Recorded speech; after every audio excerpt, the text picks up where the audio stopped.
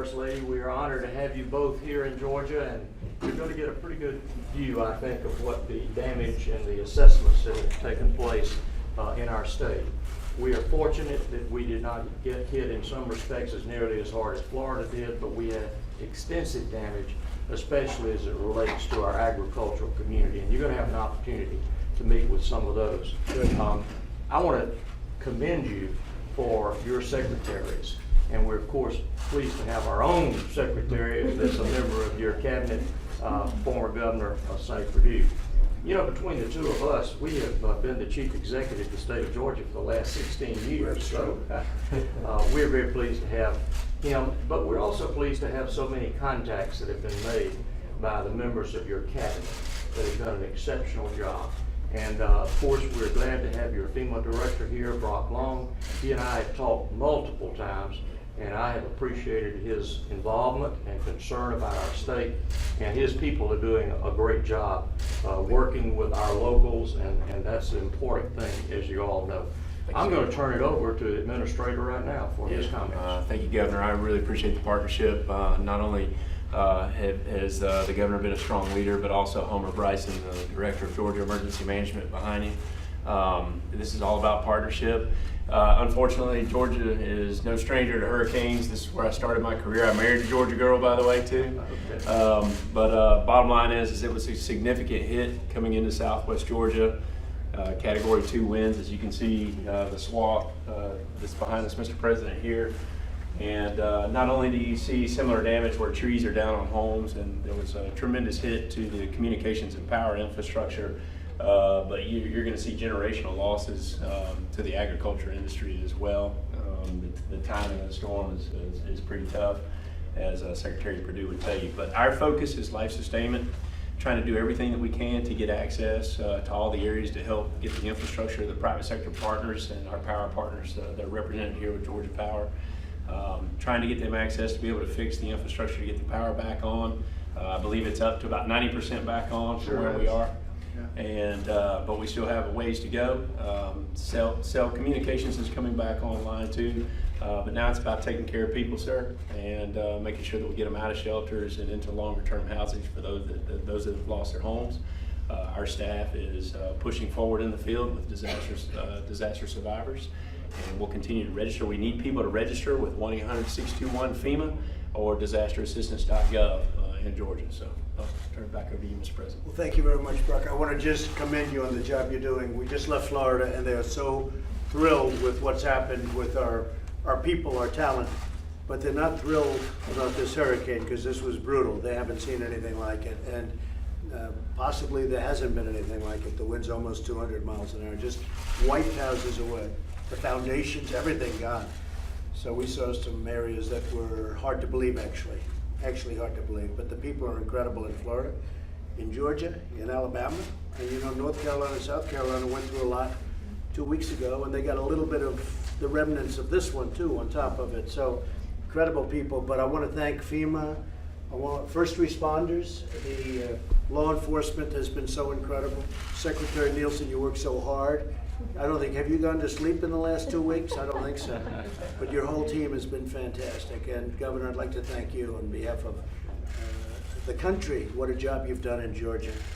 And I have to say, Rick Scott in Florida, likewise, the two of you have really done something. And I just spoke to the great governor of Alabama, and she is in there. She's in there fighting and also doing. We have terrific people running these states, and I want to thank you very much, really very much. And Brock, please say compliments to everybody from myself, the First Lady. Secretary Perdue used to be the governor of Georgia, as we said, but you have been very special. You know more about agriculture than any human being that I've ever spoken to. And he doesn't like it when hurricanes wipe out the crops. They just wiped them out. That doesn't make you feel too good. We were talking about it. He doesn't like to see that. But Sonny Perdue has been an incredible Secretary of Agriculture. And Sonny, how about saying a little bit? I want to reiterate what Governor Deal said, President. Your administration is making a reputation for being more connected to your state and local partners than any other administration I can ever remember. Commissioner Black, Governor, I have experience as well. all the way from local community leaders to state legislators to governors. Your people you've appointed in your office are reaching out here, making people feel like we have truly one government, and that is a wonderful part, to be a part of that. And I want to thank you for allowing us to do that, because it makes a difference when people undergo situations like this. Not even in disasters they're connected, but when they go through like this, they feel like they got a lifeline to FEMA, to Secretary Nielsen, to any of your administration, and to you particularly. And we want to thank, I'm glad to be a part of that. And Commissioner Black and I toured some of the ag area yesterday. There are tremendous losses, but our farmers are resilient. We're going to help them, you're going to help them, and they'll be okay. Well, let me ask you this, Sonny and Commissioner, when Brock says generational damage, that, I don't like the sound of generational damage. What does that mean, and how long does that take to get back? As we were talking coming up on pecan trees particularly, these trees typically start bearing about 7 years after they're planted. And then they don't reach economic profitability until about 10 years. So that's what we're talking about. That's half a generation That's a there. long time. These farmers, many percentages of pecan trees across the country, across the state down in southwest Georgia were toppled. And those that weren't toppled, the nuts have blown off. So they were looking for a bumper crop in cotton and pecans and peanuts. And the devastation there is heartbreaking to hear and to feel. And you'll talk to some farmers later today. Good. Very good. Please. Mr. President, thank you. Thank God you. bless you. Thank you for being here. We lead the nation in peanut production, pecan production, forest product production. We're leaders in vegetables. That's production. Today we're leading in destruction, unfortunately. We will lead in rebuilding. No doubt about it. And I had members from the Intergovernmental Relations from the White House. I had 2 telephone calls while the winds were still blowing. Yeah. And I've had good fortune the last year and a half or so to be in and out some in places where folks who do the job I do never had the opportunity. The Secretary used to say that agriculture, when he was the governor and when Governor Deal, we get to come in the front door. Oftentimes it's been the back door, and it's certainly it's not been that way, and we're grateful to you. And I promise you, we're gonna continue to work. But we do have an outstanding group of people for you to visit personally with this afternoon. Okay, I look forward to that. I look forward to seeing some of the farmers. They're great people, and we will do that. And that is true. Jimmy Carter, peanut farmer, and a nice man. He is a nice man. Met him on numerous occasions, and you think about it, that's what he did, right? Peanuts. So it's great. Do you have any questions, Bruce? Mr. President, also American Red Cross, Very huge good. partner Good job. as well. Thank you. I heard. Good job. You know, it takes a whole community to overcome these types of disasters, and so it's not only neighbor helping neighbor all the way to federal government, but if it wasn't for the volunteer organizations active in disaster, these guys do a whole lot to help temporary shelter people, and that's what's going on here. We couldn't do it without you. So thank you. We have a great partnership. Thank you. Jim Power is coming back. Pretty quickly, right? Yes, sir. I'm not surprised. I know your company well. I'm not surprised. Any questions, please? Mr. President, you just left Florida. Are you concerned that there is a possibility that up to 17 F-22 stealth bombers were damaged at Tyndall Air Force Base? No, I'm not hearing that. They were under repair. Many of the aircraft were flown out prior to the hurricane, but some you can't because the engines are taken out and they're doing a lot of heavy repairing work. We're gonna have a full report. There was some damage, not nearly as bad as we first heard. Are you concerned about how much that might cost though? I'm always concerned about cost. I don't like it. Do you have any In fact, my first question is, why didn't they take them out? That's because they were fixing. You know, this hurricane happened very quickly. In fact, it was a storm. Nobody thought it was a big deal, and then all of a sudden it started, and then became a Category 4. It happened very quickly. No, we think it's much better than we originally thought, but there was some damage, no question about it. The F-22 is one of my all-time favorite planes. To me, it's the most beautiful fighter jet in the world, and one of the best. Yes, sir, go ahead. Are you going to ask Congress for supplementary funding to Yeah. respond to these hurricanes? The governors know that we're there for them. I spoke with Rick Scott in Florida. Governor, you know that. We're right with you. And we'll be helping Alabama. We'll be helping all of the, as we have been with North Carolina, South Carolina. So So we're there. Are you worried at all about the deficit? I always worry about the deficit, but what are you gonna do? You have a hurricane, I have to take care of the people, so the deficit's always a problem for me, but we take care of our people, most importantly. Is there a preliminary estimate on how much it's gonna cost to help all these people? I think, Governor, do you wanna make a comment on that? Do you have any ideas yet? Very early. Mr. President, it's still too early unless Brock has some more. So it will take some time. We do what are called preliminary damage assessments and to get more details, but the true cost won't be revealed for quite some time. Mr. President, when you ran for president, did you ever imagine you would spend this much time thinking about the weather? Well, the weather's been a factor, and yet they say the worst hurricanes were 50 years ago, if you can believe it. In fact, the one that they say was worse, there were 2 or 3 worse. One was in the 1890s, and one was exactly 50 years ago. The winds were 200 miles an hour, so who knows? But that's what the numbers you are. addressed But climate we change. are. I did. I addressed it last night on 60 Minutes.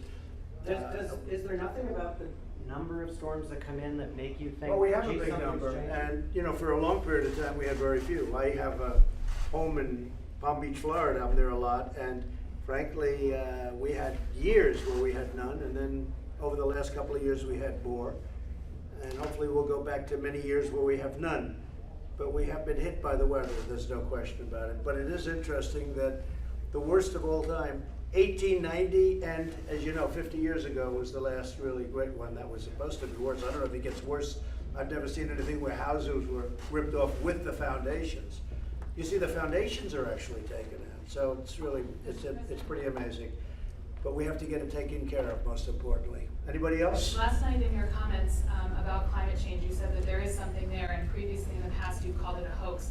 What changed? No, there's something there. There's no question. There is something there, man-made or not. I mean, there's something there, and it's going to go, and it's going to go back and forth. But there is something there. But again, 50 years ago it was brutal. 1890s were brutal. You have different times, and the main thing is we have to make sure things get brought back to perfect condition. That's what we're doing. We have tremendous support from the farmers. The farmers really got hurt, especially in Georgia. In Florida was housing and other things, and over here your farmers were really, those crops were really uprooted, but we're going to get it taken care of. Mr. President, the latest research from NOAA says that climate change will make the strongest hurricanes even stronger. Do you agree with that assessment? I'll have to look at it. I haven't seen that, but I would certainly have to look at it. When you see impacts like this to the U.S., does it affect at all your decision in renegotiating the Paris Climate Accord? Now, I want crystal clean water. I want the cleanest air on the planet, which, by the way, now we have. It's gotten better since last year, even better. And I'm very, very tough on that. So when you talk about environmental, I am truly an environmentalist. A lot of people smile when they hear that. But I have the cleanest air, and I'm going to have the cleanest air. But that doesn't mean we have to put every one of our businesses out of business. That doesn't mean that we can't compete, or we're not allowed to compete with other nations that aren't doing what we're doing. And we're competing very well. Our nation's the hottest nation economically on the planet by far, even though we're very big. I mean, we're up $11.7 trillion since I got elected. Nobody thought that would be possible. And other nations, as an example, China, not that I wish this, but they're down many trillions of dollars. So we're doing really well, and I want to keep it that way. Yes, please. Yes, sir. Sir, can I ask an off-topic question? Sure. There's a reports that the Saudis might say that Khashoggi was killed during the unauthorized interrogation. Does that sound I just saw plausible? that, Steve. I just don't know. I'm going to have to see what they say. And we're working very close with Saudi Arabia and with Turkey, and they're working together to figure out what happened. And they want to know what happened also. So a lot of people are working on it, Steve, a lot of people. And we'll be bound very much by that. We'll see. I heard that report, but nobody knows if it's an official report. So far, it's just the rumor of a report coming out. Yes, ma'am.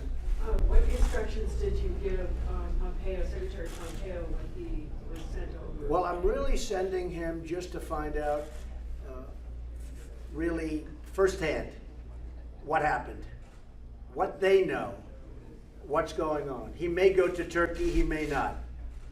He may meet with all of them together, but we want to find out what happened.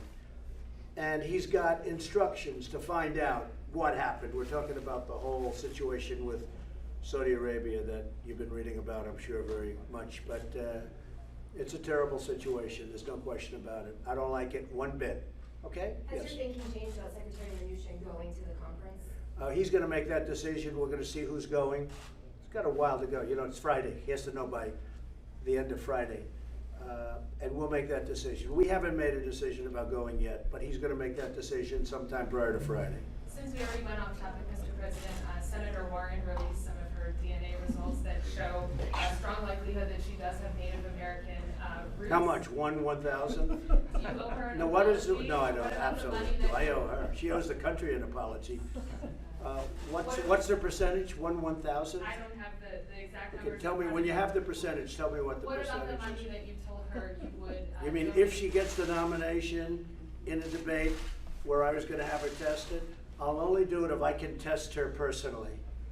Okay, that will not be something I enjoy doing either. Okay, what else? Mr. President? Okay? Mr. Yes, President, ma'am. over the weekend you signaled that you're considering reviving the child separation policy. Have you discussed? I didn't consider anything. I'm considering changing the immigration laws, and I've been doing it for a while because we have the worst, as the governor can tell you, as everybody can tell you, as Sonny can tell you from your time as governor. We have the worst immigration laws and the dumbest immigration laws in the history of the world, okay? There is no country in the world that has such stupid laws as we do. Somebody comes into our country, they put 1 foot on our land, and we have to bring them through a long court process. Or we have catch and release, which is even worse. We catch them, Commissioner, we catch them, we find out they're a criminal, we write them up, then we release them and we tell them to come back in 3-4 years for a court case, and they never show up. We have the dumbest laws in history. It's because of the Democrats, because they want to have these laws that way. And it is so crazy, and we are getting them changed one by one, and we're very tough on the border, and we have to be very tough on the border. So we're looking at all immigration laws. They are a disaster. They're a laughingstock all over the world, and this country will never be a laughingstock when I'm running it. We've made a lot of progress, too. Thank you all very much. Thank you. Thank you.